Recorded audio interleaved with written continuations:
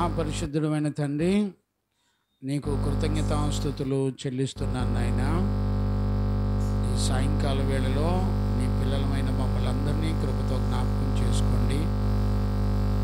ఈ సత్యవాక్యము చేత, ఆత్మ చేత మమ్మల్ని అందరినీ పరిశుద్ధులుగా చేయండి. మహిమగల నీ రాకడ కొరకు సిద్ధపడినట్లుగా కృప దయచేయండి. నీ దయ, జాలి, కనికరాన్ని కన్నులారా చూచినట్లుగా కృప దయచేయండి. ఈరోజు రాత్రి నీ బిడ్డలమైన మమ్మల్ని అందరినీ నీ పునరుద్ధానంలో, రాకడలో ఎత్తబడినట్లుగా కృప దయచేయండి. ప్రభా, ప్రతి ఆలోచన క్రీస్తునకు లోబడినట్లుగా కృప దయచేయండి.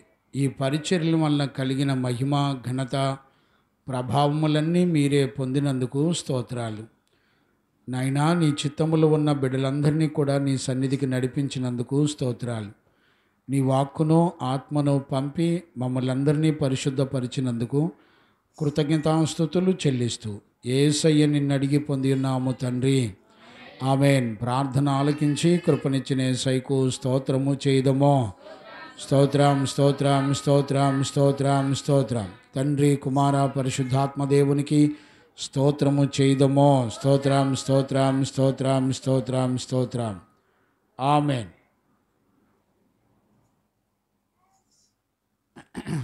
Praise the lord.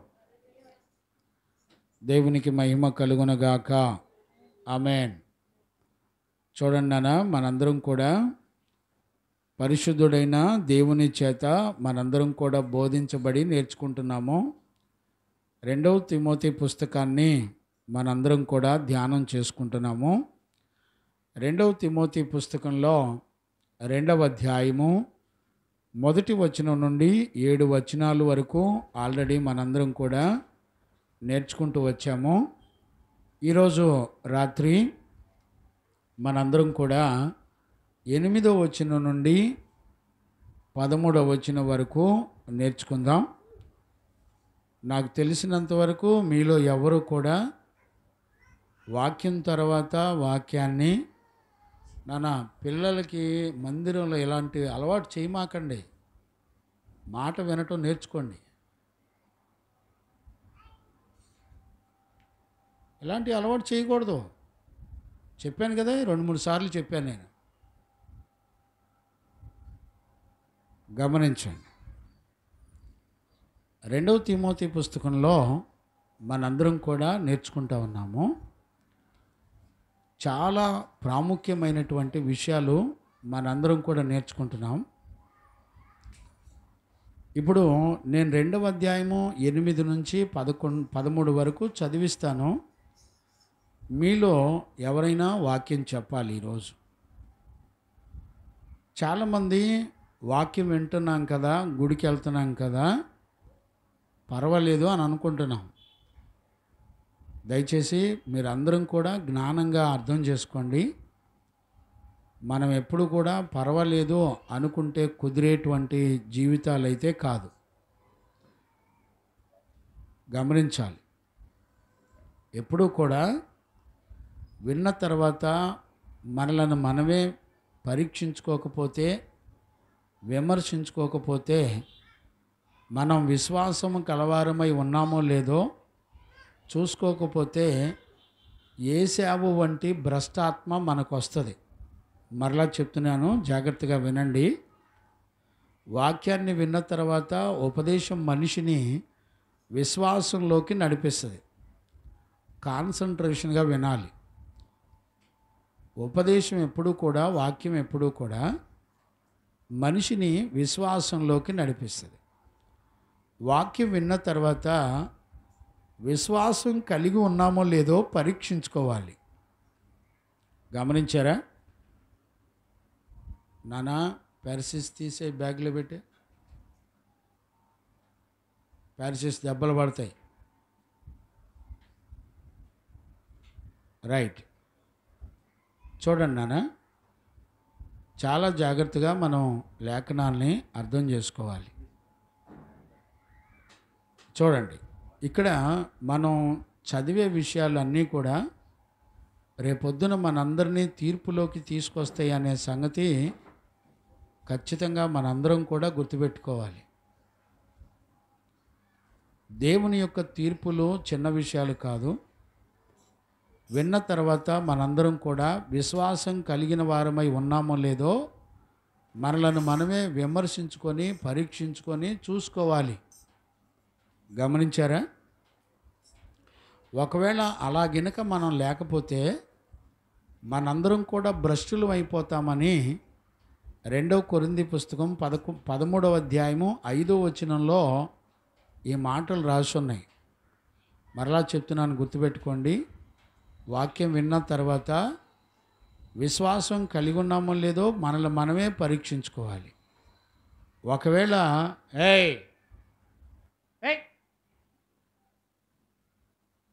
ఒకవేళ అలా గనక పరీక్షించుకోకపోతే మనమే భ్రష్టత్వంలోకి వెళ్ళిపోతాం. అంటే అర్థం ఏంటో తెలిసిన, మీకు దేవుని మాట విలువ చాలా చులకనగా తీసుకుంటున్నారు.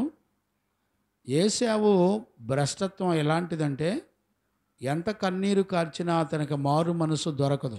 జాగ్రత్తగా వినండి. మీరు ఎంత కన్నీరు కార్చినా మారు మనసు దొరకదు. గమనించారా? ఇది చాలా ప్రమాదం. మనిషికి దేవుని సహవాసాన్ని కోల్పోయేది చాలా ప్రమాదం.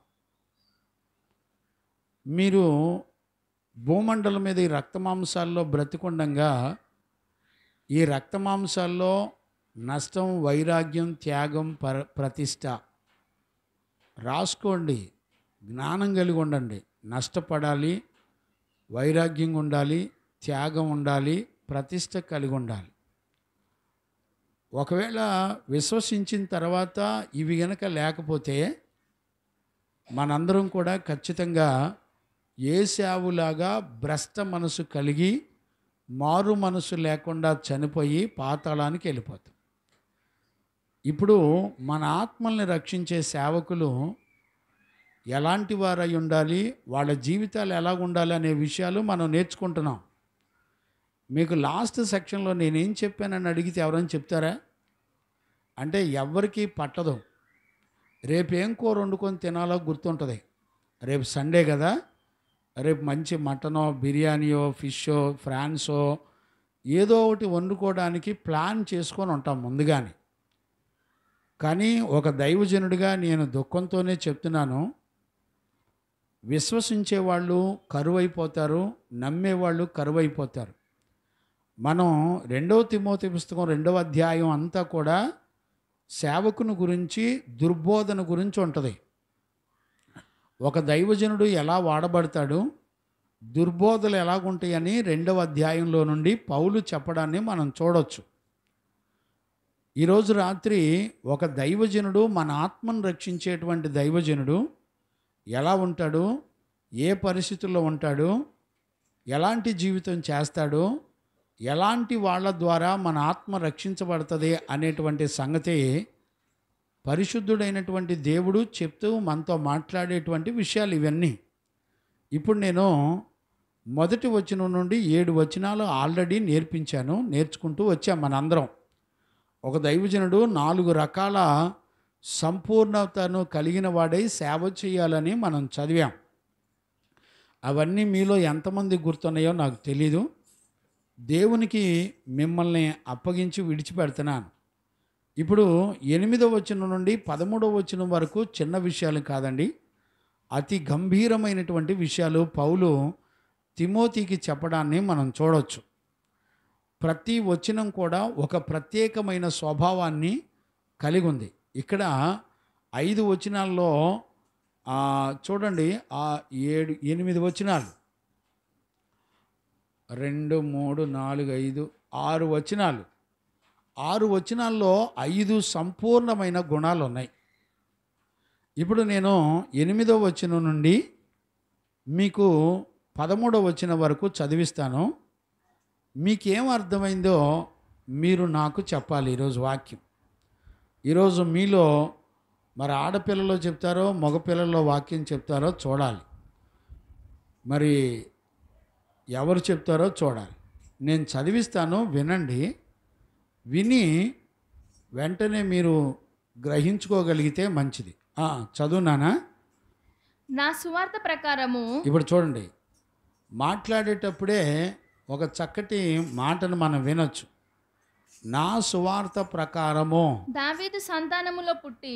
గమనించారా? నా సువార్త ప్రకారము అనే మాటకు అర్థం ఏంటంటే, పౌలుకు దేవుడు సువార్తను అప్పగించాడు.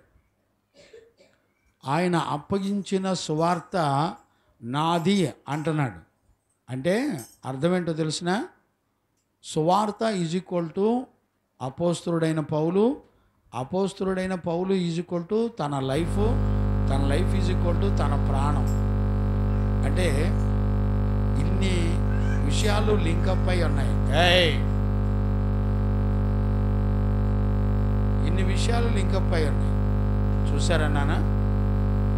అంటే దేవుడు అప్పగించిన సువార్త నిమిత్తమై తన జీవితాన్ని, తన ప్రాణాన్ని, తన సమస్తాన్ని ఖర్చు పెట్టినటువంటి పౌలు. ఇంతకీ ఎందుకు నా సువార్త ప్రకారం అని రాశాడు అని అంటే, పౌలుకు అప్పగించబడిన సువార్త దేనికి సంబంధించిందో తెలిసిన? అది అన్నిటికంటే భూమండలం మీద నమ్మదగినది. చప్పట్లు కొట్టి గట్టిగా దేవునికి మహిమ కలుగునగాక. Praise the lord. ఎందుకు నమ్మదగినది అంటే, భూమండలం మీద నమ్మదగిందంటూ ఏదీ లేని సమయంలో దేవుడే నమ్మదగిన సువార్తను పంపించాడు. నమ్మదగింది ఏదైనా ఉంది అని అంటే అది దేవుని యొక్క ఆత్మ, లేకపోతే దేవుని యొక్క వాక్యము, దేవుని యొక్క ఆత్మ అని అర్థం. చాలా జాగ్రత్తగా ఈ విషయాలు అర్థం చేసుకోవాలి.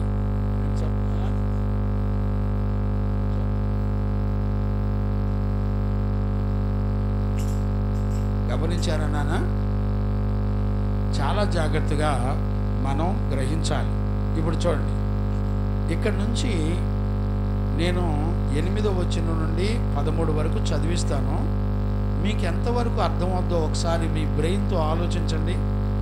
ఆలోచించడానికి ముందల అక్కడ దైవజనులు ఎందుకొరకు ప్రయాసపడుతున్నారో మీకు ఆలోచన ఉందో లేదో నాకు తెలియదు. చూద్దాం ఆలోచన ఎంతమందిలో ఉందో. ఈరోజు కొంచెం పరీక్ష పెడదాం. చూద్దాం. చదువు నాన్న. నా సువార్త ప్రకారము దావీదు సంతానములో పుట్టి, దావీదు యొక్క సంతానములో పుట్టి మృతులలో నుండి లేచిన యేసుక్రీస్తును జ్ఞాపకము చేసుకొనుము. ఇప్పుడు చూడండి, పౌలు తిమోతికి చెప్తూ, దేవుని కృప ద్వారా బలవంతుడవు కమ్ము అని చెప్పిన తర్వాత 4 రకాల జీవితాలను గురించి పౌలు మాట్లాడిన తర్వాత 8వ వచనంలోకి వచ్చేపాటికి చాలా స్పష్టంగా చెప్తున్నాడు. ఏమని చెప్తున్నాడంటే, నా సువార్త పక్షాన, నా సువార్త ప్రకారముగా దావీదు సంతానములో పుట్టి మృతులలో నుండి లేచిన యేసుక్రీస్తును జ్ఞాపకము చేసుకొనుము. చూడండి, మృతులలో నుండి లేచిన యేసుక్రీస్తును జ్ఞాపకం చేసుకొనుము. నేను నేరస్తుడనై ఉన్నట్టు. ఇప్పుడు ఈ మాట ఎందుకు అనవలసి వచ్చింది? దావీదును ఎందుకు జ్ఞాపకం చేశాడు? యేసుక్రీస్తును ఎందుకు జ్ఞాపకం చేశాడు? మృతుల పునరుద్ధానం గురించి ఎందుకు జ్ఞాపకం చేశాడు? ఏమండి, లేఖనాల్లో దేవుడు మాట్లాడిన మాట గురించి ఆలోచించే వాళ్ళు ఉంటారండి? ఆలోచించండి ఒకసారి. నిజంగండి, ఈ రోజుల్లో దైవజనుడిగా నేను చాలా దుఃఖంతో దినాలు గడుపుతున్నా. మీ ముందల బ్రతకడం కన్నా ప్రభు పిలిస్తే త్వరగా వెళ్ళిపోతే బాగుండని అనిపిస్తుంది. గట్టిగా 5-6 కుటుంబాలని దేవుని ఎదుట నిలబెట్టడానికి కష్టపడుతుంటే అర్థం కాకుండా కొవ్వు ఎక్కువగా కొట్టుకులాడుతున్నారనమాట. కొవ్వు బట్టి కొట్టుకులాడేటువంటి పిల్లల్ని చూస్తున్నాను. దైవ భయం కలిగిన పిల్లల్ని నేను చూడలే. ఎలా ఉందంటే, శరీరానికి ఉన్నటువంటి కష్టాలు, శరీరానికి ఉన్నటువంటి బాధలు, దాని గురించి దిగులు, చింతలు ఎక్కువైపోయినాయి. మీతో పాటు నివాసం ఉంటున్న మీ శరీరం నెంబర్ 1 మోసగత్తె. మిమ్మల్ని మోసం చేసి పాతాళానికి దగ్గరుండి తీసుకెళ్లేదే మీ శరీరం. శరీరానుసారమైన మనసు మరణం, మీరు ఆత్మానుసారమైన జీవితాన్ని ఎప్పుడు చేస్తారో నాకు తెలీదు. నేను ఒక్కొక్కరిని ఆత్మీయ జీవితంలో కొలతేసి చూస్తే నాకు ఒక్కళ్ళు కూడా కనపడతలా. నేను ఇట్లాంటి పిల్లల్ని కంటనానా అని నాకు దుఃఖం వేస్తుంది. ప్రభు నన్ను పిలిస్తే త్వరగా వెళ్ళిపోవాలని కూడా ఆశ కలిగి ఉన్నా. బలిపీఠం మీద నుంచి చెప్తున్నాను, నేను అబద్ధం ఆడతలా. ఎందుకంటే సత్యవాక్యంలో నుంచి దేవుడు కోరుకునే వాక్యాన్ని ఏ పిల్లలు కూడా గ్రహించుకొని సిద్ధపడేవాళ్ళు లేరు, కనపడతల్లా. ఏమండి, ఒక దైవజనుడు మన ఆత్మల్ని రక్షించి పరలోకానికి సిద్ధపరిచే ఒక దైవజనుడు ఎలాగుండాలో లేఖనాలు మాట్లాడుతుంటే నేను లాస్ట్ సెక్షన్లో ఏం చెప్పానో ఆలోచించే పిల్లలు లేరు, గుర్తుపెట్టుకునే పిల్లలు లేరు. ఇప్పుడు నేను ఏం చదివిస్తున్నానో ఏం వాక్యం చెప్తున్నానో కూడా ఆలోచించి అర్థం చేసుకునే పిల్లలు అసలు లేరు. ఒక్కళ్ళ గురించి కూడా నేను సాక్ష్యం చెప్పలేనేమో. మరి చాలా దుఃఖపడుతున్నాను. నేను ఎందుకు బోధకుండా అయ్యానా అని కూడా బాధపడుతున్నాను. నాకు సిగ్గు కలుగుతుంది. దేవుని ఎదుట నేను సిగ్గుపడవలసిన పరిస్థితులు వస్తాయేమోనని నేను నిజంగానే సిగ్గుపడుతున్నాను. ఎంత వాక్యమన్నా ఏనండి, మన బతుకులు ఎలాగుంటాయంటే ఎదుటోడు ఏం చేస్తే మనం కూడా అదే కాంట్రవర్షన్ ఎదురుగా మనం కూడా అదే చేయాలి. ఎదుటోడు ఏది విత్తితే అదే విత్తాలి మనం కూడా. సిగ్గు శరం సీము నెత్తురు లేదండి. ఎందుకు బతుకుతున్నారో కూడా అర్థం కావట్లే. అసలు ఏమాత్రం ఆలోచించే ఆలోచన జ్ఞానం లేదండి. నేను ఒక విషయం చెప్పనా, మనుషుడు ఏం విత్తుతాడో అదే పంట కోస్తాడు. మీరు ఎక్కడికి వెళ్తారు, ఎక్కడ తప్పించుకుంటారు? నీతిమంతుడైన దేవుని దగ్గర నుంచి ఏ మనుషుడు తప్పించుకుంటాడు చెప్పండి? ఈరోజు నేను బలిపీఠం మీదకి వచ్చిన తర్వాత నా హృదయం అంతా దుఃఖంతో నిండిపోతుంది. ఏడవలేక మౌనంగా ఉండి ఉపదేశం చెప్తున్నాను.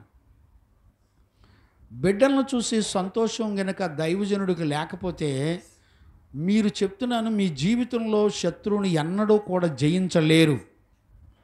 ఏ కుటుంబం నిమిత్తమైతే నేను బాధపడతానో వాళ్ళ జీవితంలో జయ జీవితం అనేది ఎన్నడూ చూడలేరు. కన్ఫామ్. మీరు గ్రహించుకుంటారో లేదో నాకు తెలీదు. దేవుడు మీకు గ్రహింపును కలగచేయాలని ప్రార్థన చేస్తున్నాను. చూడండి, ఒక దైవజనుడు ఈ 2వ తిమోతి పుస్తకాన్ని ఏ సమయంలో ఎలాంటి పరిస్థితుల్లో రాస్తున్నాడో తెలిసినా మీరు గుర్తుపట్టారా? నీరో చక్రవర్తి క్రైస్తవులను హింసిస్తున్నటువంటి కాలం, పేతురు కూడా హతసాక్షి అయినటువంటి కాలం. పేతురు తన భార్య కూడా, పేతురు తలకిందులుగా సిలువ వేయబడి చంపబడినటువంటి నీరో చక్రవర్తి పరిపాలనలో జరుగుతున్నటువంటి క్రైస్తవుల మీద జరుగుతున్నటువంటి భయంకరమైన హింస. అంతేకాకుండా సంఘాలలో ఆ రోజుల్లోనే దుర్బోధలు ప్రారంభించబడినటువంటి భయానకమైన పరిస్థితులు. చూడండి, ఒక పక్క క్రైస్తవులు అని అంటే వీళ్ళు దేవుని పిల్లలు అని అంటే కొట్టి చంపేసి జైల్లోకి తీసుకెళ్ళేటువంటి పరిస్థితులు. ప్రశాంత్, నువ్వు వెనక్కి వెళ్ళి కూర్చోనానా, వెళ్ళి వెనక్కి వెళ్ళి ఆ చివరికి వెళ్ళి లేక అక్కడ లేగాలి త్వరగా. నానా జాషు అక్కడ నీ పక్కన కూర్చోబెట్టుకో. వెళ్ళు, వెనక్కి వెళ్ళి గోడకెళ్ళి కూర్చో. జాషువా గోడకెళ్ళి కూర్చోబెట్టినాను. గోడకు జరుగు. చూడండి, ఎలాంటి కాలం అంటే నీరో చక్రవర్తి కాలంలో క్రైస్తవుల మీద భయంకరమైన హింసలు జరిగేటువంటి పరిస్థితులు జరుగుతున్నాయి. ఇప్పుడు బంగ్లాదేశ్లో హిందువులను చంపుతున్నటువంటి పరిస్థితులు సేమ్ అలాంటి పరిస్థితులే అపోస్తులుడైన పౌలుని జైల్లోకి తీసుకెళ్ళి హింసిస్తున్నటువంటి కాలంలో పౌలు ఏ క్షణాన మరణిస్తాడో తెలీదు. పౌలు మరణ సమయంలో తిమోతి కొరకు ఈ పత్రికలు రాస్తూ సంఘంలో దుర్బోధల విషయంలో ప్రభు యొక్క రాకడ కొరకు సిద్ధపడేటువంటి విషయంలో పౌలు మరణాల సమయంలో ఎప్పుడు మరణిస్తాడో కూడా తెలియని సమయంలో అపోస్తులుడైన పౌలు తోటి సేవకుణ్ణి ఎలాంటి విషయాలు చెప్పి పరిశుద్ధాత్మ ద్వారా ఎలాంటి విషయాలు చెప్పి పౌలుని రాబోయే తరాల ప్రజలను సువార్త ద్వారా కాపాడడానికి సిద్ధపరుస్తున్నటువంటి సమయం. పౌలుకి ఒక పక్క మరణం సమీపంగా ఉంది, ఒక పక్క జైల్లో శ్రమను అనుభవిస్తున్నాడు, ఒక పక్క శిష్యులను తయారు చేస్తున్నాడు. అలాంటి సమయంలో పౌలు తిమోతిని సిద్ధపరుస్తూ రాస్తున్నాడు. చూడండి ఎలాంటి విషయాలు 8వ వచనం నుండి రాస్తున్నాడు. మనం అందరం 1వ వచనం నుండి 2వ అధ్యాయం 1వ వచనం నుంచి చూస్తే దేవుని కృపచేత బలవంతుడు కమ్మని పౌలు తిమోతికి చెబుతూ, బలవంతుడు అయిన తర్వాత నువ్వు ఒక గుడ్ టీచర్గా, ఒక మంచి బోధకుడిగా ఉండి నువ్వు అనేకులను శిష్యులను తయారు చేస్తూ మంచి బోధకులను తయారు చేయాలని చెప్పాడు. అలాగే మంచి సైనికుని వలె పోరాడాలని చెప్పాడు. అలాగే మంచి అథ్లెటిక్ వలె, ఆటగాని వలె కష్టపడి మరి బహుమతి కొరకు అంటే కిరీటం కొరకు పరిగెత్తాలని బోధిస్తూ వచ్చాడు. 4వది మంచి వ్యవసాయకుని వలె కష్టపడాలని బోధిస్తూ వచ్చాడు. ఇప్పుడు ఇక్కడికి వచ్చేపాటికి చాలా విలువైన సంగతులు చెప్తున్నాడు పౌలు. ఏమని చెప్తున్నాడు అంటే నా సువార్త ప్రకారముగా అని చెప్పి ఏ విషయాలు మాట్లాడుతున్నాడంటే దావీదు వంశంలో పుట్టినటువంటి మరి అభిషక్తుడు, రాజులకు రాజు, ప్రభువులకు ప్రభు అయిన యేసుక్రీస్తు రాజ్యం వస్తుంది. ఆ రాజ్యానికి సంబంధించినటువంటి పునరుద్ధానం కూడా జరుగుతుంది అనేటువంటి విషయాల్లో మనందరం కూడా యేసుక్రీస్తుని నమ్మాలి అని చెప్పాడు. ఇప్పుడు 9వ వచనం కంటిన్యూ చేయనానా? నేను నేరస్తుడనై ఉన్నట్టు. ఇప్పుడు 9వ వచనంలో, ఇప్పుడు 8వ వచనంలో ఏం చెప్తున్నాడు? యేసుక్రీస్తుని మీరు జ్ఞాపకం చేసుకోండి, మాదిరిగా జ్ఞాపకం చేసుకొని మీరు సిద్ధపడండి అని చెప్తున్నాడు. ఏ పరిస్థితుల్లో చెప్తున్నాడో మనకు అర్థమైంది. రెండవది 9వ వచనంలో చూస్తే, 2వ అధ్యాయం 9వ వచనంలో చూస్తే అక్కడ చెప్తున్నాడు, చదువునానా? నేను నేరస్తుడనై ఉన్నట్టు ఆ సువార్త విషయమై నా సువార్త విషయమై సంకెళ్లతో బంధింపబడి శ్రమపడుతున్నాను. అయినను దేవుని వాక్యము బంధింపబడి ఉండలేదు. ఇప్పుడు చూడండి, 2వ అంశం ఏంటి? దేవుని వాక్యం బంధించబడి ఉండదు. మొదటిదేమో మీరు అన్ని విషయాల్లో యేసుక్రీస్తును మాదిరిగా చేసుకొని ఆయన వైపు చూడండి. రెండవదేమో దేవుని వాక్యం బంధించబడి ఉండలేదు అని చెప్తున్నాడు. 10వ వచనం కూడా చదువునానా? అందుచేత ఏర్పరచబడిన వారు. ఇప్పుడు చూడండి, 3వది ఏర్పరచబడిన వారి గురించి దేవుడు సిద్ధపరిచిన వాటిని చెప్తున్నాడు. నిత్యమైన మహిమతో కూడా. చూడండి, ఏర్పరచబడిన వాళ్ళకి ఏమని చెప్తున్నాడంటే నిత్యమైన మహిమ ఉంది. క్రీస్తు యేసునందలి. ఇప్పుడు చూడండి, ఒక మనిషికి దేవుడు నిత్యమైన మహిమను గురించి మాట్లాడుతున్నప్పుడు మీ చెవులు ఈ శబ్దాన్ని వింటున్నప్పుడు ఆనందిస్తున్నాయండి? చెప్పండి. నిత్య జీవమును గూర్చినటువంటి స్వరాన్ని నీకెందుకు ఆనందం రావట్లేదు అంటే అర్థం ఏంటి చెప్పనా? నీ జీవితంలో నీ మీద ఉన్నటువంటి మరణం యొక్క శాపాన్ని గురించి నీకు ఆలోచన లేదు. నువ్వేమనుకుంటున్నావంటే నేను చక్కగా బ్రతుకుతున్నాను, చెల్లించి తిరుగుతున్నాను, నేను తింటున్నాను, తాగుతున్నాను, నా ఇష్టాన్ని నెరవేర్చుకుంటున్నాను అని అనుకుంటున్నారు. ఒక రహస్యం చెప్పనా మీకు? మీరు ఆలోచించండి. ఆయన నీ కొరకు మరణించి ఆయన జీవాన్ని నీకిస్తే నువ్వు బతుకున్నావు. ఈ మాట నీకు గుర్తుంటుందండి. నీ తిండేంటో, నీ సెంట్లేంటో, నీ ఎచ్చులేందో, నీ వెండి ఏంటో, నీ బంగారం ఏంటో, నీ శరీరాన్ని చూసుకొని మురుసుకుంటా నీ దరిద్రం యొక్క శాపం ఏంటో నీకు అర్థం కావట్లే. ఒక్కొక్కళ్ళకి శరీరంలో కొవ్వు ఎక్కువ అయిపోయి కొట్టుకులాడుతున్న బతుకులు. భయం లేదండి. నీ బ్రతుకు ఒకసారి తొంగి చూసుకో. నీ బ్రతుకు ఎలాంటిదో తెలిసిన, ఆజ్ఞ అతిక్రమం చేత నువ్వు ఎక్కడుండాలో తెలిసిన, ఆరని అగ్నిలో పాతాళంలో ఉండాలి. నువ్వు భూమండలం మీద ప్రశాంత్, నువ్వు భూమండలం మీద సూర్యుని కింద వస్త్రాలు ధరించి ఒక మంచిగా ఆహారం తింటూ బ్రతికే వయసు కాదు నీది. నీ బ్రతికేంటో తెలిసిన, మరణాలు పాలయ్యి ఆరని అగ్నిలో కాలుతూ బ్రతికే లైఫ్ నీది. అలాంటి బ్రతుకును దేవుడు నీ కొరకు ప్రాణాన్ని పెట్టి నీ మీద ఉన్న మరణాన్ని ఆయన భరించి, ఆయన నీకు జీవమిచ్చి, ఆయన నీకు నిత్య జీవాన్ని ఇచ్చాడు. 10వ వచనంలో ఆయన ఏర్పరచబడిన వాళ్ళకి నిత్య జీవం ఇచ్చాడనే మాటను విన్నప్పుడు నీ మనసు పులకరించాలి. ఎందుకు పులకరించట్లా? నువ్వు చచ్చిన వాడవై ఉన్నావు గనుక దేవుడు నీకు ఇచ్చిన జీవాన్ని గురించినటువంటి సంగతులు నీకు అర్థం కావట్లేదు. కాబట్టి నువ్వు దాని విలువ నీ మనసులో నీకు అర్థం కాదు. చూడండి, ఇప్పుడు చూడండి, నీ కళ్ళ ముందులో నీ జీవితం ఎలా ఉంటుందో తెలిసిన, వాక్యం వినకుండా అభ్యంతరంగా ఉన్న ప్రతి దాని మీద నీ మనసు పనిచేస్తూ ఉంటుంది. నీ అంతరంగాన్ని ఒకసారి తొంగి చూసుకో. వాక్యానికి ఉన్న విలువ, దేవుడు నీతో మాట్లాడే మాటకున్న విలువ ఎప్పుడన్నా నీకు అర్థమైద్దా? సిన్సియర్గా దేవుడు నీతో మాట్లాడుతున్నాడని ఎప్పుడన్నా బైబిల్ చదివావా నీ జీవితంలో? చదవు. ఎందుకో తెలిసిన, నీ శరీరానికి ఉన్న ఆరోగ్యం నిన్ను భ్రమపరుస్తూ ఉంటుంది.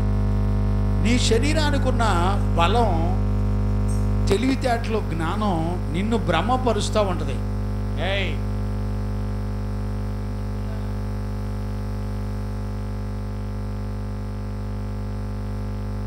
గమనించారా నాన్న?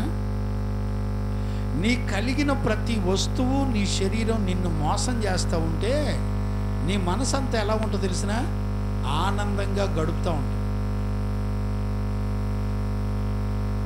నిజంగండి, నేను గత రాత్రి చాలా దుఃఖంతో నా సమయాన్ని గడిపాను. నేను చక్కటి దోమతలు వేసుకొని, ఒక్క దోమ లేకుండా ఫ్యాన్ వేసుకొని దర్జాగా పడుకున్నానండి.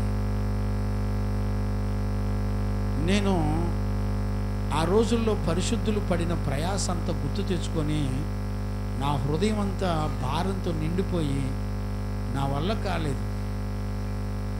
మరణాలు మీద పడుతున్న అపోస్తులుడైన పౌలు కానివ్వండి, పరిశుద్ధులు ఎవరినన్నా చూడండి, వాళ్ళు ఎందుకయ్యా ఇన్ని త్యాగాలు చేస్తున్నారు అని అంటే విషయం ఏంటి చెప్పనా?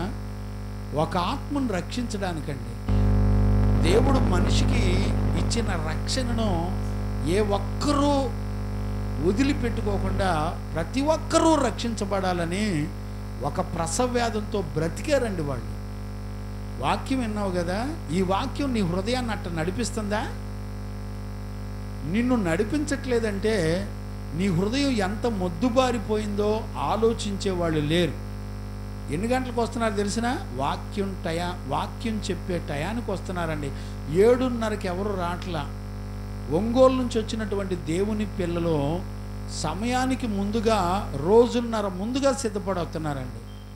ఇంటి పక్కన ఉన్న పిల్లలు, సందుల్లో ఉన్న పిల్లలు టయానికి రావటానికి, యవ్వన పిల్లలైతే ఇక నేను చెప్పక్కర్లా, కరెక్ట్గా వాక్యం టయానికి వస్తున్నారండి. వాళ్ళని చూసి ఇక్కడ కూర్చొని కన్నీళ్లతో దుఃఖపడుతున్నాను. వీళ్ళ దేవుని రాజ్యానికి వెళ్ళేవాళ్ళ? వీళ్ళు దేవుని పిల్లలు అనబడతారా? నాకు తెలీదండి. మేము పెరిగిన విధానంలో అరగంట ముందలు వెళ్ళి అక్కడ కనీసం ఒక 20 నిమిషాలు మోకాళ్ళ మీద ఉండి ప్రార్థన చేసుకునేవాళ్ళం, దిద్దుబాటు చేసుకునేవాళ్ళం. ప్రభా, ఈరోజు నా కొరకు నువ్వు మాట్లాడే మాట నాకు అర్థం కావాలయ్యా, నీ కృపనిమ్మని ఏడ్చుకునేవాళ్ళు. ఏమండి, ఇవాళ అలాంటి వాళ్ళు ఎవరు లేరండి.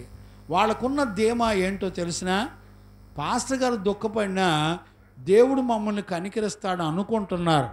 మీకు నిజం చెప్పనా, దైవజనుడు మీ కొరకు సాక్ష్యం చెప్పకుండా, నీతిమంతుడు ఒకడు అడ్డుపడకుండా పరలోకం సరదాగా నిన్ను రమ్మని పిలవదు. మీరు భ్రమపడుతున్నారేమో. ఒకవేళ మీ ఆత్మల గురించి ఒక దైవజనుడు బాధ్యత కలిగి దేవుని దగ్గర ప్రభా అని అంగలార్చి ఏడ్చి మీ భ్రష్టత్వాన్ని భరించే ఒక నీతిమంతుడు, మిమ్మల్ని ఓర్పు చేత సహించుకునే ఒక నీతిమంతుడు అడ్డుపడకపోతే మీ జీవితం ఎన్నడూ కూడా ప్రభును కలుసుకోవటం అనేది అసంభవం. మీరు మీ మనసు మెహర్బానీ మాటల చేత మిమ్మల్ని మోసగిస్తుందన్న సంగతి గుర్తుపెట్టుకోండి. పర్వాలేదు, నేనేం చేయట్లేదు అనేది పెద్ద భ్రమ. నువ్వు ఎన్నడూ వాక్యంలో నిన్ను నువ్వు చూసుకునేదానివి కాదు, చూసుకునేవాడివి కాదు. వాక్యం అనే అర్థంలో పరీక్షించుకోకపోతే, విశ్వాసం ఉందో లేదో పరీక్షించుకోకపోతే, పరిశోధించుకోకపోతే నువ్వు ఏసావు అంటే భ్రష్టుడు అయిపోతావని రాశాడు దేవుడు. ఏమండి, విశ్వాసం ఉందో లేదో పరీక్షించుకోకపోతేనే భ్రష్టుడు అయిపోతే, ఇక వాక్యానుసారమైన జీవితం చేయకపోతే ఏమైపోతావు? ఏమండి, నీ తోటి పొరుగోడు ఏం విత్తితే అదే విత్తుతున్నావు నువ్వు కూడా. ఏమండి, నేను చెప్తున్నాను పిల్లలారా, గుర్తుపెట్టుకోండి. నాకు తెలిసినంత వరకు ఒక్కళ్ళు కూడా దేవుని ఎదుట నిలబడి పిల్లలు కనపడతలా నా కళ్ళకి. బ్రతుకున్న దైవజనుడికే నమ్మకత్వం కలిగినటువంటి బిడ్డలు కనపడకపోతే మరి దేవుని దృష్టి కనపడతారండి ఎవడన్నా? నిజంగా మీరు గుండె మీద చేసుకొని ఒక్కసారి ఆలోచించండి. నా కొరకు నా సేవకుడు సాక్ష్యం ఇస్తాడని మీ మనసును అడగండి. నా దైవజనుడు, నాకు వాక్యం చెప్పే సేవకుడు నా కొరకు దేవుని ఎదుట సాక్ష్యం ఇస్తాడు అనే మనసు నీకుందా? నీ బ్రతుకులో తినటానికి తాగటానికి తప్ప నీ మట్టి దేహంలో నీకు పట్టిన భ్రష్ట దెయ్యాలు ఇంతకు మించి ఏమీ లేవండి. తినటం, తాగటం, నిద్రపోయి పరలోకం వెళ్ళిపోతామని భ్రమపడమాక. పరిశుద్ధ లేఖనం చెప్పబడుతున్నప్పుడు దాన్ని గ్రహించుకొని సిద్ధపడే మనస్సాక్షి నీకు లేకపోతే నీ జీవితం ఎన్నడూ కూడా ప్రభువును కలుసుకోవడానికి సిద్ధపడదు.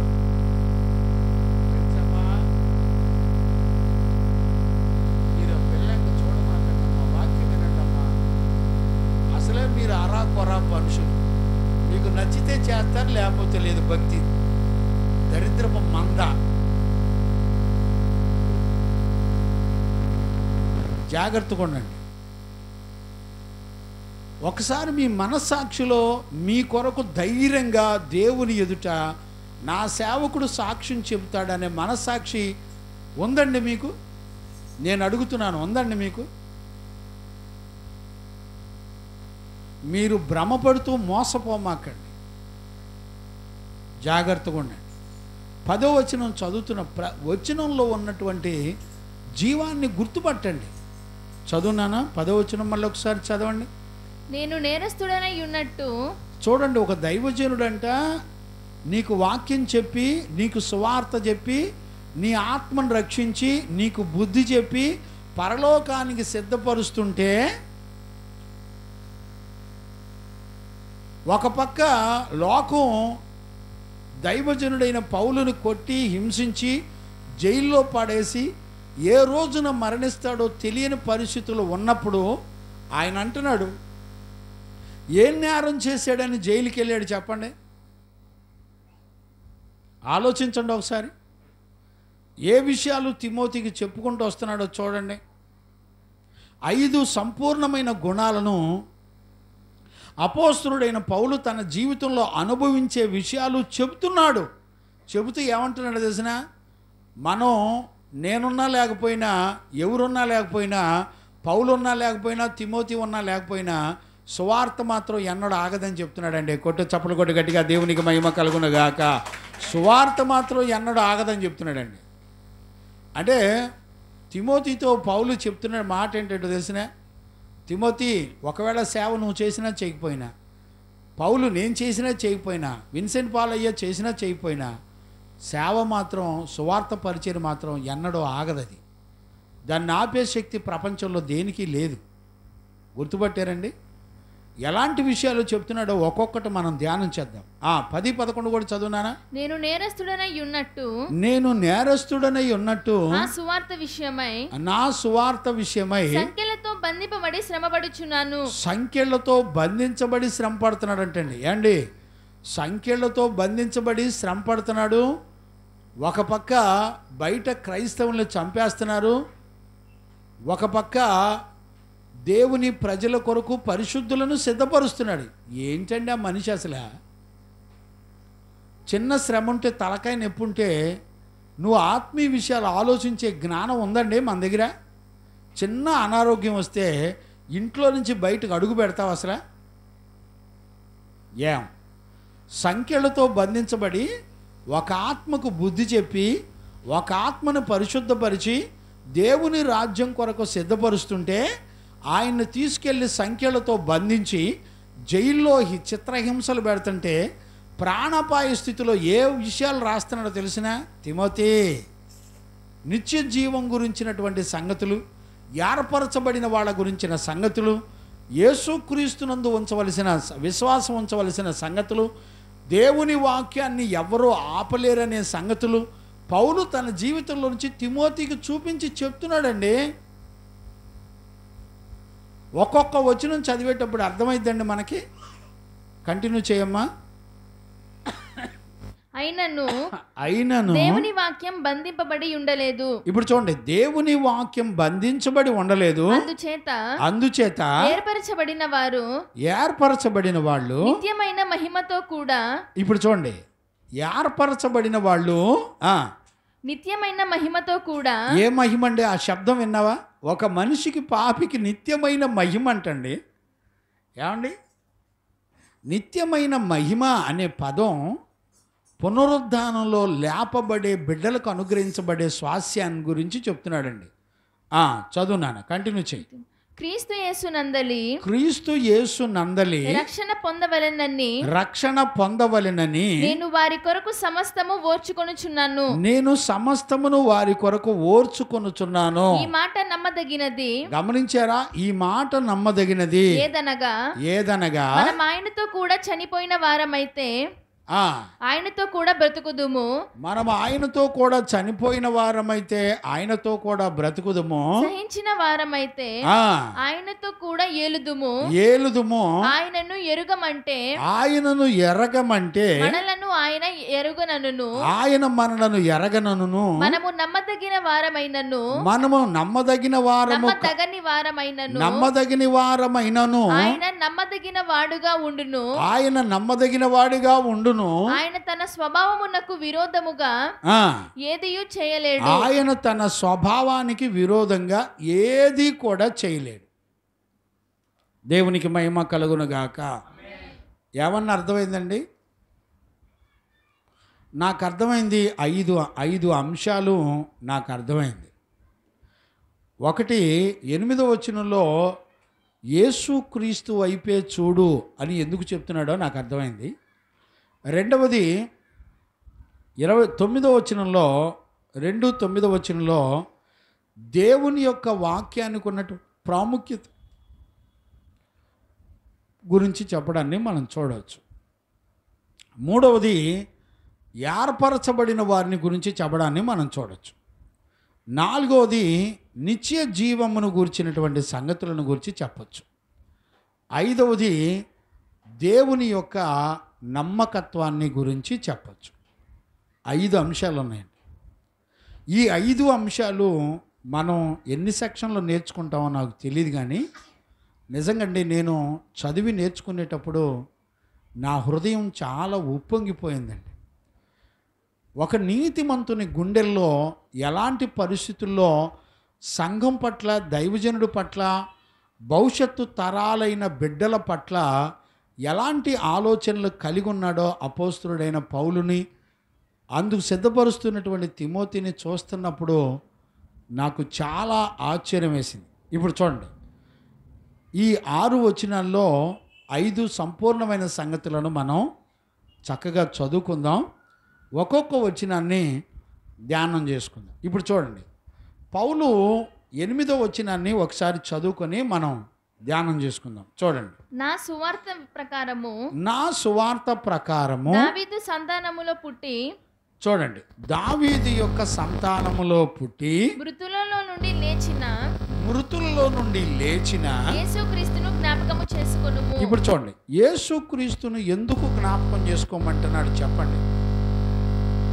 దావీదు గురించి ఎందుకు జ్ఞాపకం చేసుకున్నాడు చెప్పండి? మనం ఆల్రెడీ 2వ కీర్తన చదువుకుంటున్నాం. మరి మీకు ఎంతమందికి గుర్తుందో గుర్తులేదో నాకు తెలియదు. 2వ కీర్తనలో మనం ఏం చదువుకున్నాం చెప్పండి? ఆయన కుమారుడుగాను, అభిషక్తుడుగాను, రాజుగాను వస్తున్నాడు. అర్థమైందా లేదా? ఇప్పుడు చూడండి, పౌలు ఒక రాజుగా ఆయన దావీదు సింహాసనం మీద ఆసీనుడయుండే ఒక రాజు రాబోతున్నాడు. ఆయనను పునరుద్ధానంలో మనం ఎదుర్కోబోతున్నాము అనేటువంటి అంశాన్ని చూపిస్తున్నాడు. ఇప్పుడు చూడండి, ఇప్పుడు సువార్త భారం పౌలు మీద మోపబడింది. ఆ సువార్త పౌలుని ఏ దిశగా నడిపించిందో చూపిస్తున్నాడు. తిమోతి, మన చుట్టూ ఉన్న పరిస్థితులు ఎంతో దారుణంగా ఉన్నాయి. క్రైస్తవులు అనబడిన వాళ్ళు కనబడితే చంపేస్తున్నారు. అపోస్తులుడైన పౌలునైన నన్ను జైల్లో పెట్టారు, సంకెళ్లతో బంధించారు.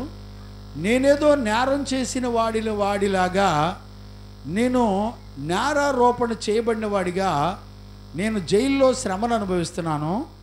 ఇప్పుడు చూడండి, ఇంత శ్రమకు మాదిరిగా నడిపించబడ్డానికి గల కారణం ఏంటంటే, తిమోతి, నేను క్రీస్తు వైపు చూసి నేను నడిపించబడుతున్నాను. నువ్వు కూడా ఎవరి వైపు చూడదో తెలిసిన? మనకు రాజుగా రానయ్యున్న యేసుక్రీస్తు వైపు చూడాలి అని చెప్తున్నా. ఇప్పుడు అర్థం చేసుకోండి, అంటే పౌలులో ఎలాంటి మనస్సాక్షి ఉందో ఇప్పుడు చూడండి. అంటే పౌలు ప్రజల యొక్క రాజు చేతి కింద ఉన్నా పౌలు ఏ రాజు కొరకు ఎదురు చూస్తున్నాడు చెప్పండి? పౌలు ఏ రాజు కొరకు ఎదురు చూస్తున్నాడు తెలిసిన? నీతిమంతుడైన రాజు, ఆయన పరిపాలనలో, ఆయన రాజ్యంలో నేను ఉండి నేను ఏలబోతున్నాను ఆయనతో కూడా అని చెప్తున్నాడండి. దేవునికి మహిమ కలుగును గాక. Praise the Lord. అంటే అపోస్తలుడైన పౌలుని ఆయన యందు విశ్వాసం ఉంచినప్పుడు పౌలుకు కలిగినటువంటి ఎంత సంపూర్ణమైన హై స్టాండర్డో చూడండి. అంటే ఇప్పుడు పౌలు గుండెల్లో సువార్త ద్వారా ఏ మనసు ఉందో చెప్పండి? ఏ మనసు ఉంది చెప్పండి? ఆయన రాజుగా రాబోతున్నాడు, ఆయన రాజ్యంలో నేను ఉండబోతున్నాను, నేను కలిసి ఏలబోతున్నాం. ఆయన పునరుద్ధానం అనేది ఒకటి ఉంది. మరణాన్ని జయించి పునరుద్ధానుడై నేను లేచి ఆయన రాజుగా రాబోతున్నాడు. ఆయనతో కూడా నేను కలిసి నేను ఆయన రాజ్యంలో ఉండి భూప్రపంచాన్ని ఏలబోతున్నాము అనే సంపూర్ణమైన సంగతిని గురించి పౌలు తిమోతికి చెప్తున్నాడు. ఏ పరిస్థితుల్లో చెప్తున్నాడు? ఒక పక్కన క్రైస్తవులంటే చంపేస్తున్నారు, మరణం వెంటబడుతుంది. ఒక పక్క సంఘంలో దుర్బోధలు విస్తారంగా విస్తరించి సంఘంలో ఉన్న ప్రజలందరినీ కూడా నాశనం చేస్తున్నారు. ఒక పక్క క్రైస్తవులు కనబడితే జైల్లోకి తీసుకెళ్ళి పెట్టి చంపేస్తున్నారు, లేకపోతే కనపడిన వాళ్ళు కనపడినట్టు చంపేస్తున్నారు. రెండు వైపులా శ్రమలు ఉన్నాయి. సంఘం లోపల దుర్బోధ, సంఘం వెలుపల శ్రమలు ఉన్నాయి. పౌలుకి తిమోతికి ఏం చేయాలో అర్థం కాక అసలు సేవ చేయాలా మానేసేయాలా? చూడండి, అప్పటికే ఎంతోమంది పౌలుని మనం మొదటి అధ్యాయంలో చదువుకున్నాం. పౌలుని ఆసియా ఖండంలో ఉన్న వాళ్ళందరూ కూడా విడిచిపెట్టి వెళ్ళిపోయారు, ఎవరు లేరు.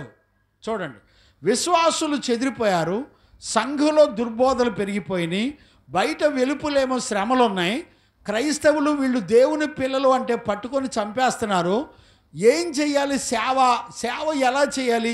అసలు నేను సేవ చేయగలనా లేదా అనుకుంటున్న తిమోతితో పరిశుద్ధాత్ముడు పౌలులో నుంచి చెప్పేటువంటి మాటలు చూడండి. నీకు చిన్న తలనొప్పి వస్తే వాక్యం వినడానికి రమ్మంటే రాలేవు.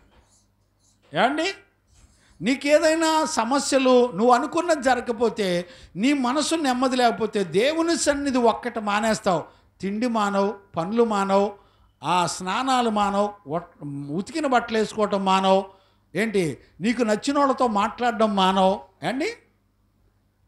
నీకు బుద్ధి చెప్పి నిన్ను సరిచేసి నీకు పరిశుద్ధత నేర్పించి దేవుని రాజ్యానికి సిద్ధపరిచే దైవజనుడితో మాట్లాడతావండి.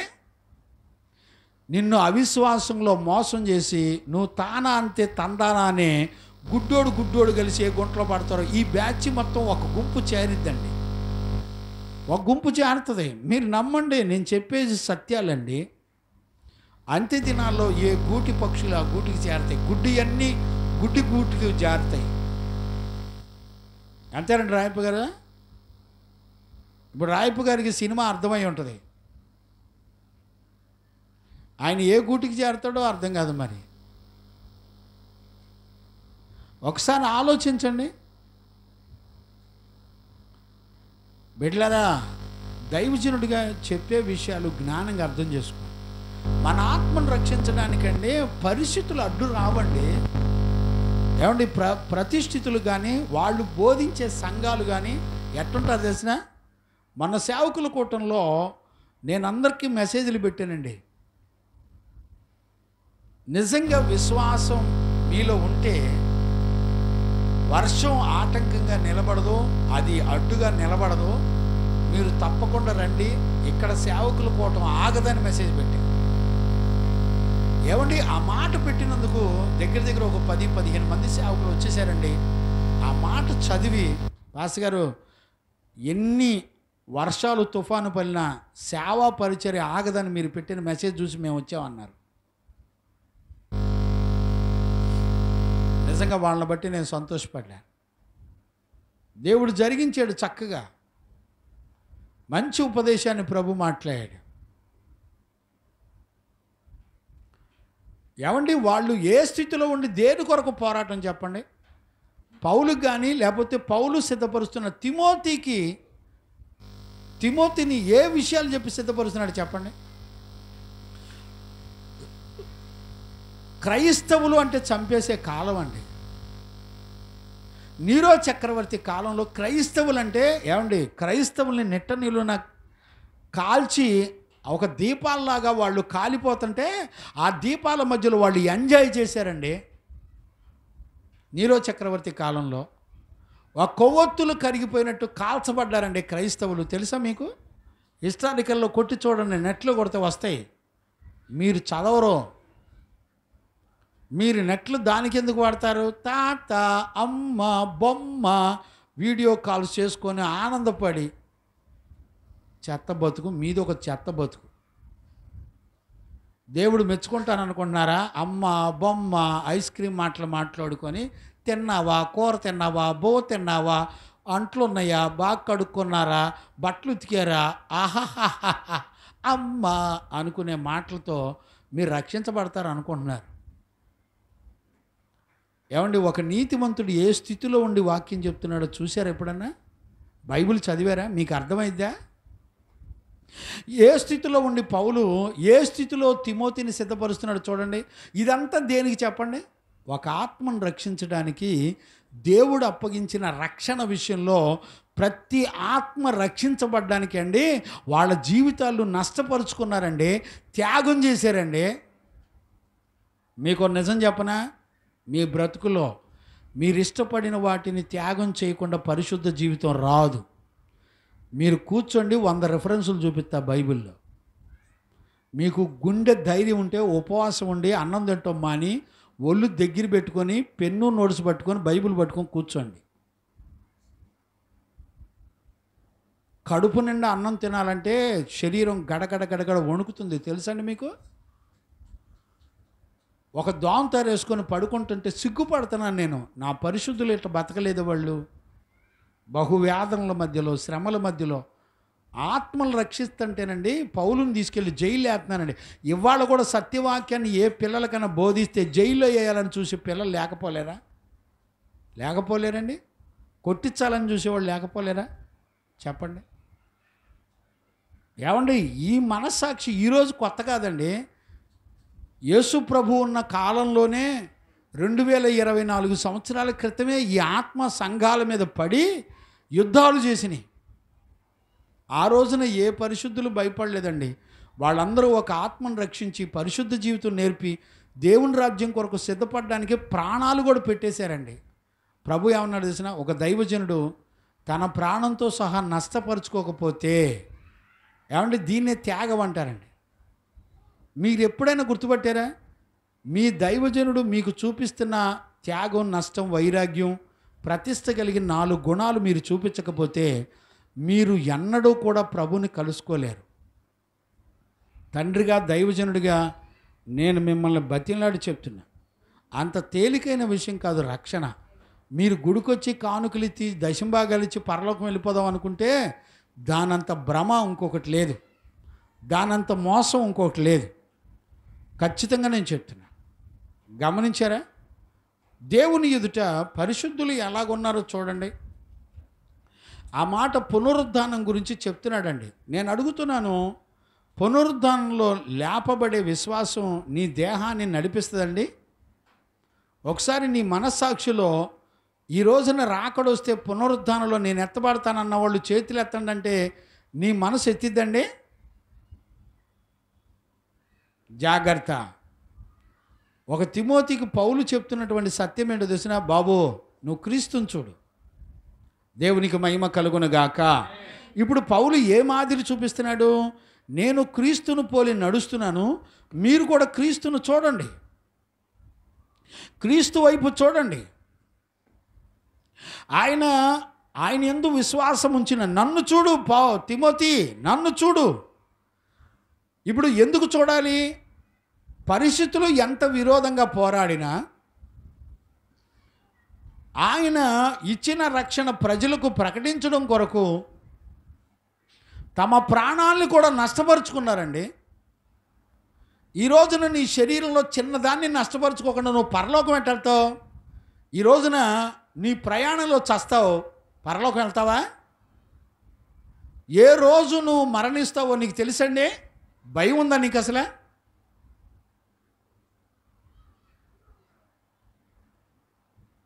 భయం ఉంది, పాపము చేయమాకండి. భయపడినప్పుడు నువ్వు పాపం చేయలేవు. నువ్వు విశ్వసించి బతికేది కాకుండా బతకడం నేర్చుకోకపోగా అనేక మంది విశ్వాసాన్ని చెరిపి నాశనం చేస్తున్నావు.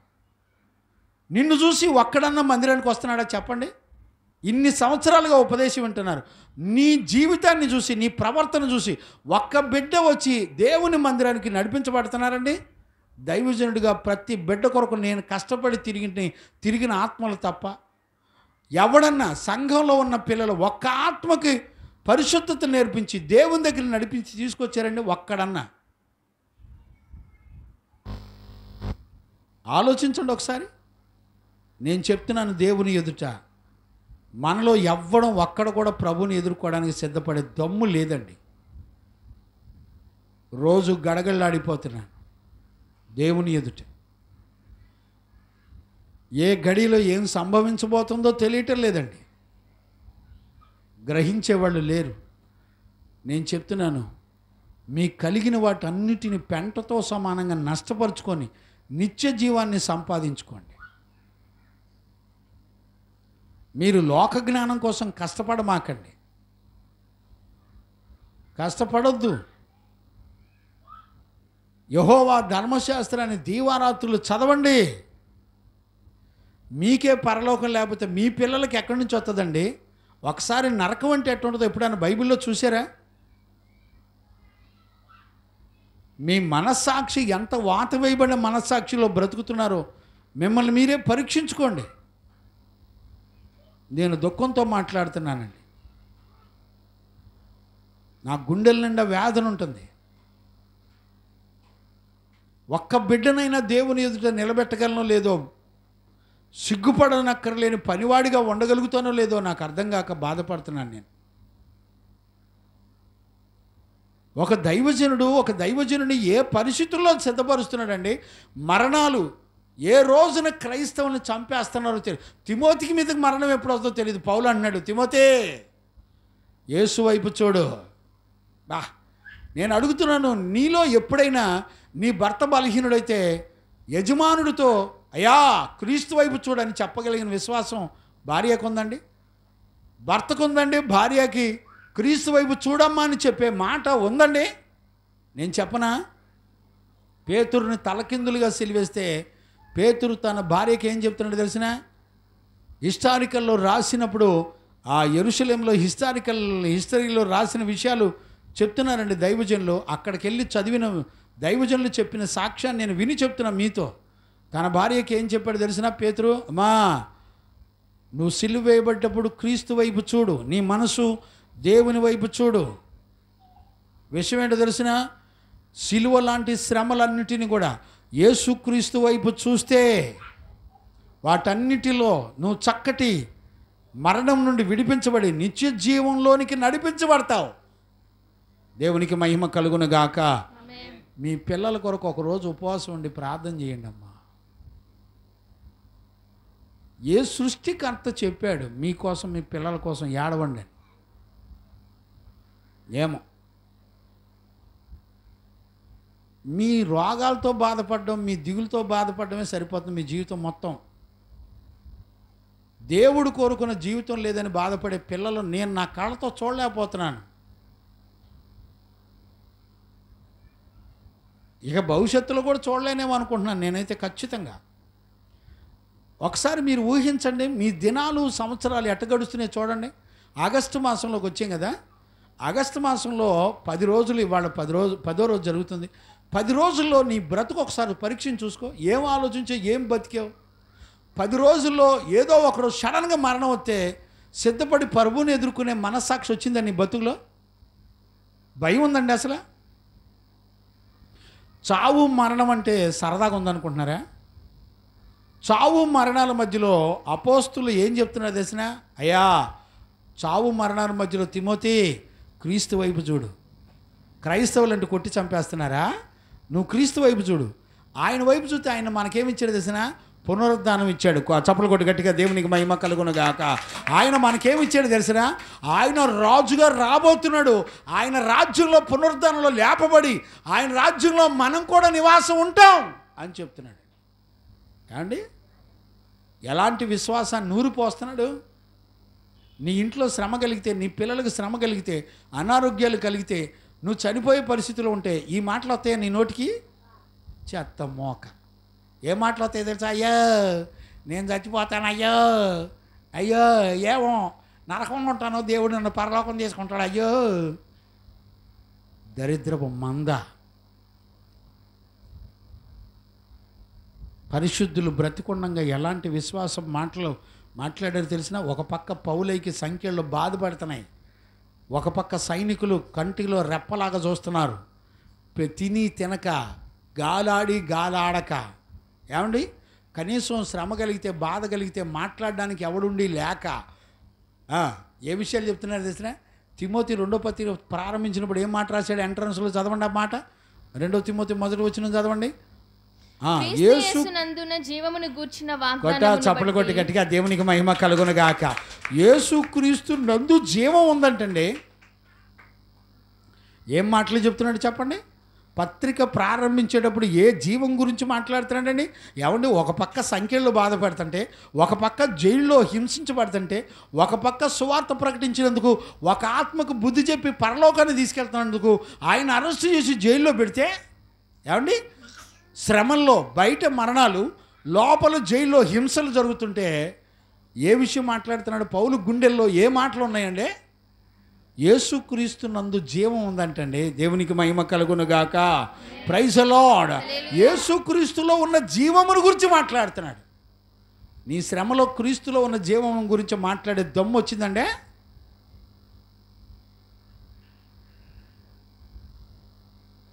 ఏండి, శ్రమలో క్రీస్తుని గురించి మాట్లాడే దమ్ము వచ్చిందా నీకు?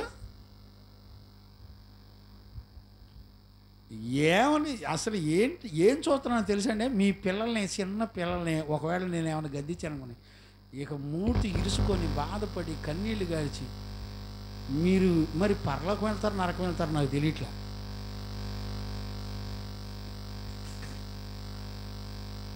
ఏమండి, నేను అడుగుతున్నాను, మీ రక్త మాంసాల్లో పిల్లలకి దైవ భయం నేర్పే బతుకు లేకపోతే ఎందుకండి మీ బతుకులు? మాంసకూరను బోవ కూరలు తిని కండలు పెంచుకొని నమ్మగా ఎర్రగా బుర్రకు వచ్చే చాలు అనుకుంటున్నారా? భ్రష్ట సంతానాలు, భయం లేని సంతానాలండి. నేను ఈ రోజుల్లో సంఘాల్లో ఎలాంటి బిడ్డలను చూస్తున్నాను తెలిసిన, కనీసం కడుపును పుట్టిన పిల్లల్ని దేవుని రాజ్యానికి సిద్ధపరచుకునే మనస్సాక్షి కూడా లేదండి. వాళ్ళకి కంఠస్థ వాక్యాలు కానీ, దైవ భయం కానీ, మందిరంలో కూర్చునే క్రమాలు కానీ. ఏండి మీకంటే అన్ని జనులు ఇవ్వండి. ఒక అన్ని జనులానికి నేను ఒక విషయం నేర్పా.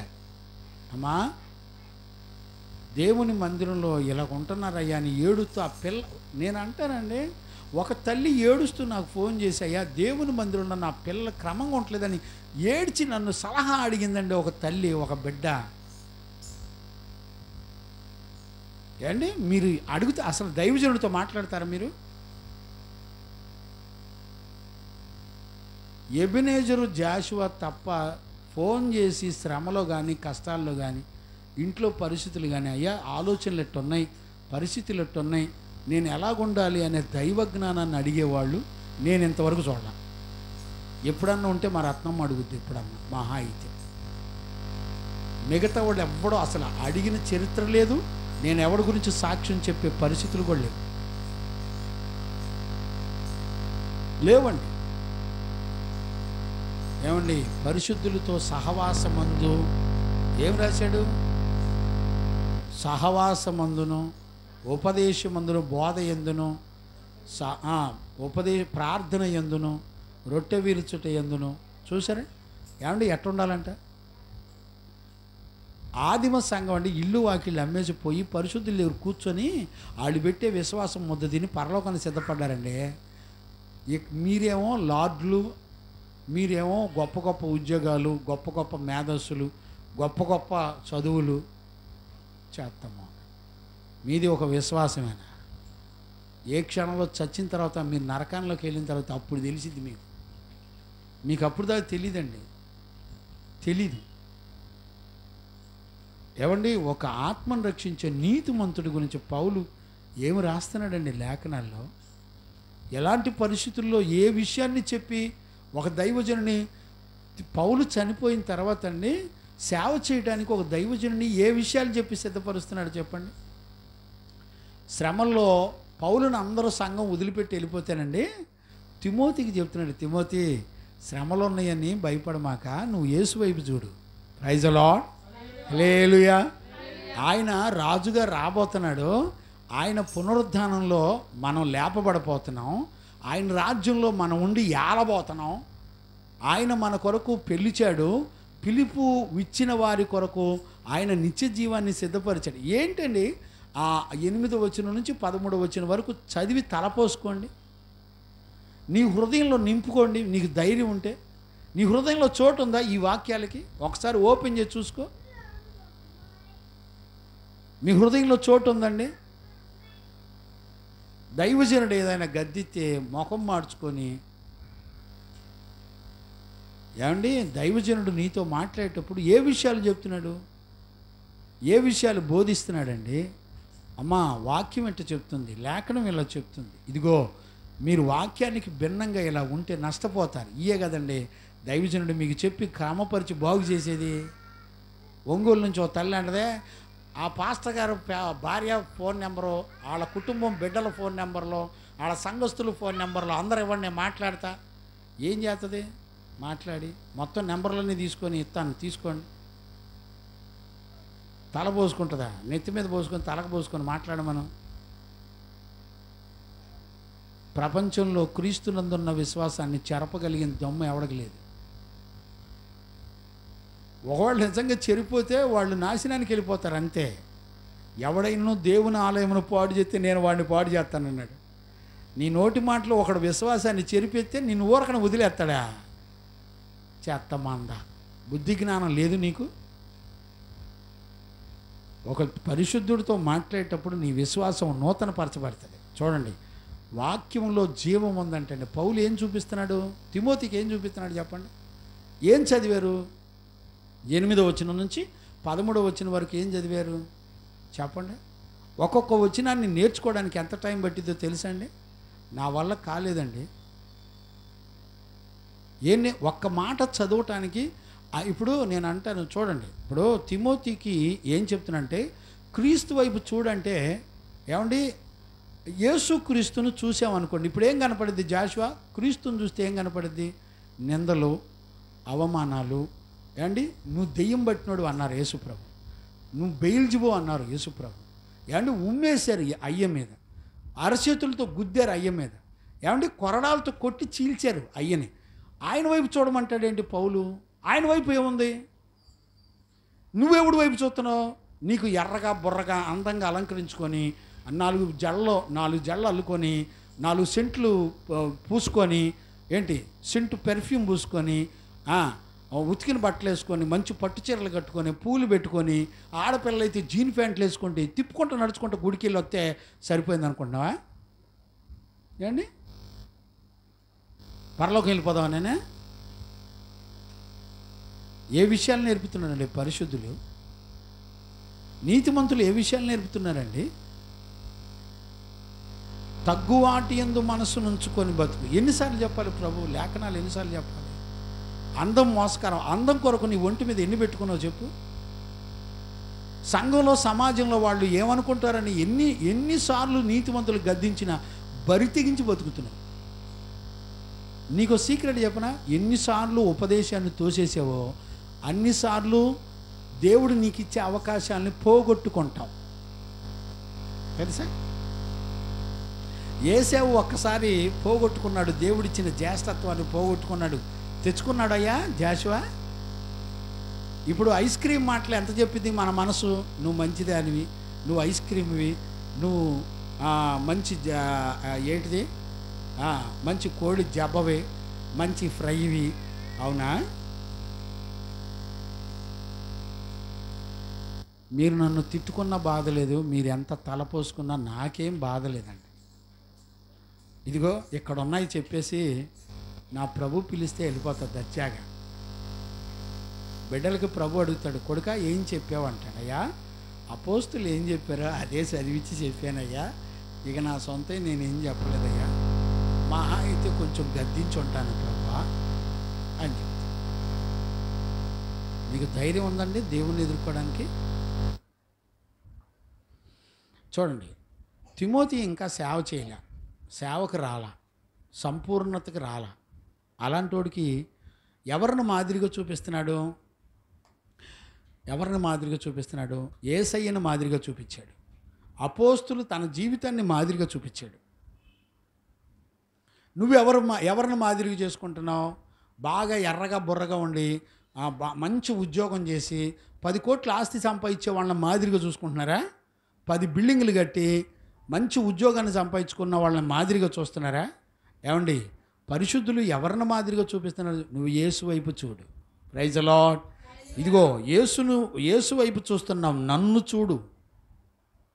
ఎక్కడుందన్నమాట? అక్కడ కంటిన్యూ చేయనా? 8వ వచనం నుంచి మళ్ళీ ఒక్కసారి చదువు. నా సువార్త ప్రకారంగా దావీదు సంతానములో పుట్టి మృతులలో నుండి లేచిన యేసుక్రీస్తును జ్ఞాపకము చేసుకొనుము. నేను నేరస్తుడనై ఉన్నట్టు. ఇప్పుడు చూడండి, పౌలు ఎట్టున్నాడంట? నేరస్తుడనై ఉన్నట్టు ఉన్నాడంట.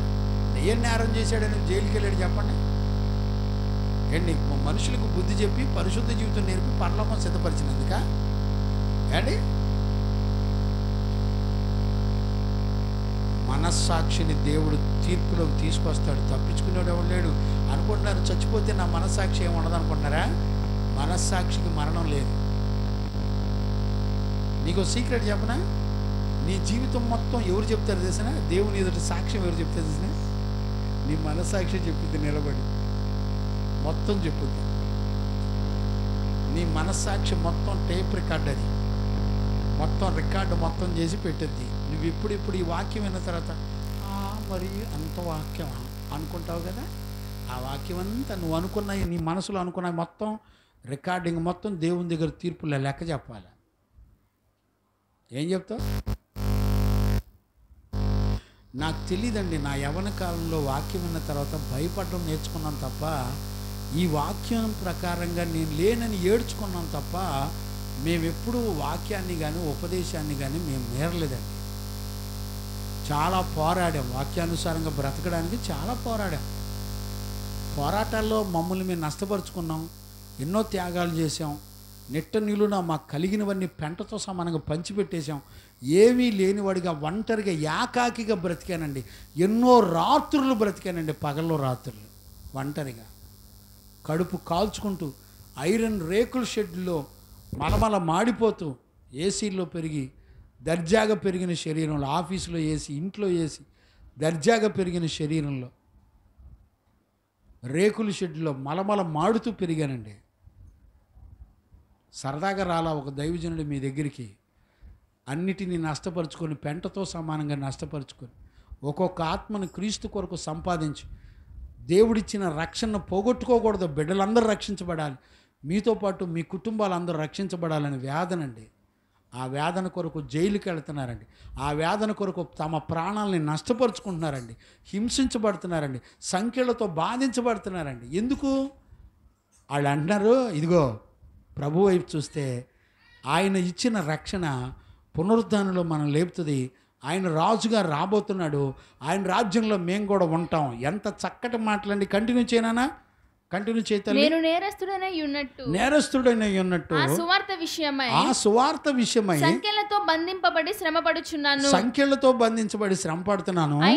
అయినను దేవుని వాక్యం బంధింపబడి ఉండలేదు.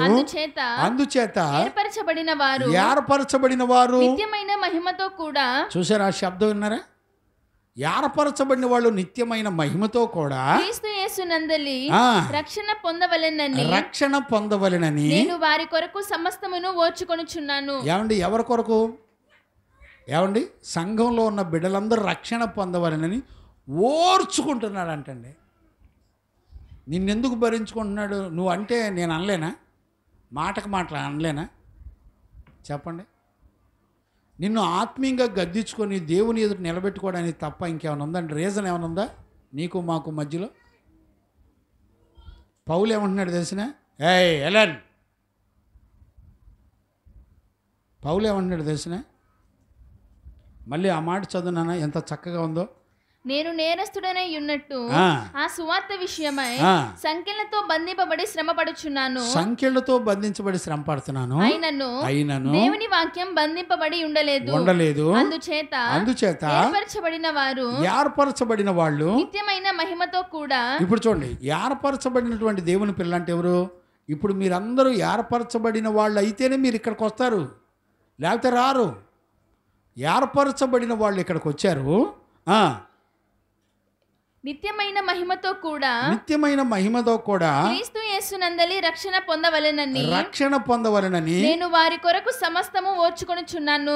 ఏంటి? ఒకటి కాదు, రెండు కాదు, అన్నిటినీ ఓర్చుకొని తలంచుకుంటున్నాడంటే. ఎందుకు పౌలుకి ఇంత బాధ? సంఖ్యలతో బాధ, శ్రమలతో బాధ, క్రీస్తు శ్రమలతో బాధ. ఎందుకండి? ఎందుకో తెలిసిన? యేసు ప్రభు మనకిచ్చిన రక్షణ కొరకు, ఆయన ఇచ్చిన రక్షణ చేత మనందరూ రక్షించబడి నిత్య పరలోక రాజ్యంలో కన్నీరు దుఃఖం లేకుండా ఆయన రాజ్యంలో కూర్చోడానికండి దేవుడు పరిశుద్ధులు ఎంత శ్రమ పడేది. ఈ రోజునండి దైవజనులు అనబడిన వాళ్ళు ఇక చెప్పక్కర్లా, సుఖభోగములు ఎందు ఆసక్తి కలిగిన వాళ్ళ ఉండి ఎంత కాస్ట్లీ వాచీలు, కాస్ట్లీ బట్టలు, దైవజనులు పిల్లలు, పాస్టర్మ పిల్లలు, సంఘం అంతా కూడా ఎట్లా ఉన్నారు తెలిసిన? మొత్తం కాస్ట్లీ ఐటమ్స్. నాకు తెలియదండి. దేవునికి మహిమ కలుగునుగాక. Praise the lord. హల్లెలూయా. కాబట్టి నా సమయం అయిపోయింది. ఒక్క మాటను వివరించడానికి నాకు సమయం సరిపోవట్లేదు. కనుక ఈరోజు రాత్రి దైవజనుడిగా మిమ్మల్ని అందరినీ నేను బతిలాడుకుంటున్నాను. ఒకవేళ నా మాటలు మీకు దుఃఖం అంతే అనిపించవచ్చేమో, కానీ నేను చెప్తున్నాను, నష్టపరుచుకోకపోతే, త్యాగం చేయకపోతే, వైరాగ్యంగా ఉండకపోతే, ప్రతిష్ట కలిగిన జీవితం చేయకపోతే ప్రభువుని ఎదుర్కోవటం చాలా కష్టమండి.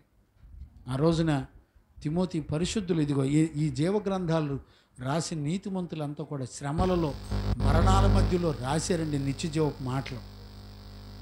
ఈ రోజున ఈ మాటలేనండి ఈ రోజున ఈ భూమండలం మీద పోరాటం చేసే విశ్వాసం ఇస్తుంది. ఎన్ని అడ్డంకులు వచ్చిన వాక్యం వినడానికి నష్టపరుచుకొని త్యాగం చేసుకొని బిడ్డలు ప్రయాణాలు వస్తున్నారు. బైకుల మీద ప్రయాణాలు వస్తుంటే గడగడ వణుకుతున్నాను. ప్రభా, బిడ్డలు వస్తున్నారు, వాళ్ళని నేను పెంచగలనా? వాళ్ళని దేవుని ఎదుట నిలబెట్టగలనా? వాళ్ళని సంపూర్ణతకి నడిపించవా? బతిమలాడుకుంటున్నాను దేవుని దగ్గర. ఈరోజు రాత్రి వాక్యం వింటున్న దేవుని పిల్లరా, దయచేసి అర్థం చేసుకొని గ్రహించుకోండి. అలాంటి కృప యేసయ్య మనందరికి అనుగ్రహించి నడిపించును గాక. ఆమేన్. ప్రార్థన చేసుకుందాం. స్తోత్రం, స్తోత్రం, స్తోత్రం, స్తోత్రం. మోకరించండి, ప్రార్థన చేసుకుందాం. మోకరించండి, ప్రార్థన చేసుకుందాం. స్తోత్రం, స్తోత్రం, స్తోత్రం, స్తోత్రం. మహాపరిశుద్ధుడైన తండ్రి, నాయనా, ఆ రోజుల్లో అపోస్తులు నీరో చక్రవర్తి కాలంలో క్రైస్తవులు హింసించబడుతున్న దినాల్లో, మరణాల సమయంలో, సంఘాలు చెదిరిపోయిన సమయంలో, సంఘము వెలుపల మరణాలు, సంఘము లోపల దుర్బోధలు ఉన్న సమయంలో అపోస్తులుడైన పౌలు దేని కొరకు శ్రమ పడుతున్నాడో, తిమోతిని ఎలా బలపరుస్తున్నాడో, ఒక దైవజనుడు దేని కొరకు సిద్ధపడాలో, ఒక దైవజనుడు శ్రమల్లో ఎవరి వైపు చూడాలో ఎంత చక్కటి సాక్ష్యాన్ని, అనుభవాన్ని, వాళ్ళ జీవితాన్ని మాదిరిగా చూపిస్తున్నారయ్యా. ఈ రోజున ఇళ్లల్లో విశ్వాసులు భార్యకి భర్త, భర్తకి భార్య, సంఘంలో పిల్లలు ఒకరినొకరు అలాంటి విశ్వాసాన్ని చూపించేవారిగా ఉన్నారా? అయ్యా, శ్రమలలో మనం యేసు వైపు చూడాలి. పరిశుద్ధులు శ్రమల్లో దేవుడిచ్చిన రక్షణ విషయంలో ఎలాగూ వాళ్ళు కాపాడబడ్డారో, ఎలాగూ వాళ్ళు విశ్వసించారో, ఎలాగూ వాళ్ళు సువార్తను నమ్మి రక్షించబడ్డారో ప్రభా, పౌలు ఎంతో చక్కగా బోధించినప్పుడు తిమోతి ధైర్యం తెచ్చుకున్నాడు. తిమోతి దేవుని కృపచేత నడిపించబడ్డాడు, బలవంతుడయ్యాడు, మహిమ కలిగిన సేవ చేశాడయ్యా. ఒక ఆత్మ రక్షించబడే దైవజనుడు నాయనా ఎక్కడా కూడా శ్రమలలో పిరికితనం లేకుండా ధైర్యంగా నిలబడి ప్రభు వైపే చూస్తూ, పునరుద్ధానంలో ఆయన రాజ్యం కొరకు ఎదురు చూస్తూ, పునరుద్ధానంలో లేపబడి ఇదిగో ఆయనతో కూడా రాజ్యం ఏలతారని నీ వాక్యం సెలవిస్తూ ఉంది నాయన. ఎంత చక్కటి నిరీక్షణ! ఇట్టి వాక్యాన్ని విన్న మా హృదయాలు నాయనా ఎలాంటి శ్రమలలో భయపడని జీవితం చేత నన్ను, మమ్ములను, నా బిడ్డలందరినీ బలపరచండి. కావలసిన కృపనివ్వండి. భారంగా ఉన్నాను, నా బిడ్డల మీదకి శ్రమ రాకుండాట్లు సహాయం చేయండి. నా పిల్లలు పరిశుద్ధుల గుండెల్లో ఉన్న వ్యాధిని అర్థం చేసుకునే మంచి మనస్సాక్షిని నా బిడ్డలకి ఇవ్వండి. మీరు ఆకడి కొరకు సిద్ధపడడానికి కృప దయచేయండి ప్రభా. ఇదిగో ఆ రోజున మరి నీరో చక్రవర్తి కాలాలు ఎలాగున్నాయి, ఈ రోజున అదే పరిస్థితులు సమీపిస్తున్నాయి నాయన. క్రైస్తవులు అనబడిన వాళ్ళు భూమండలం మీద ఉండకూడదు, రాజులకు రాజుగా యేసు రాకూడదు, ఆయన ప్రజలు భూమండలం మీద తుడిచిపెట్టుకుపోవాలని, ఇశ్రాయేలు దేశం లేకుండా చేయాలని అన్ని దేశాలు యుద్ధాలు చేస్తున్నాయి నాయన.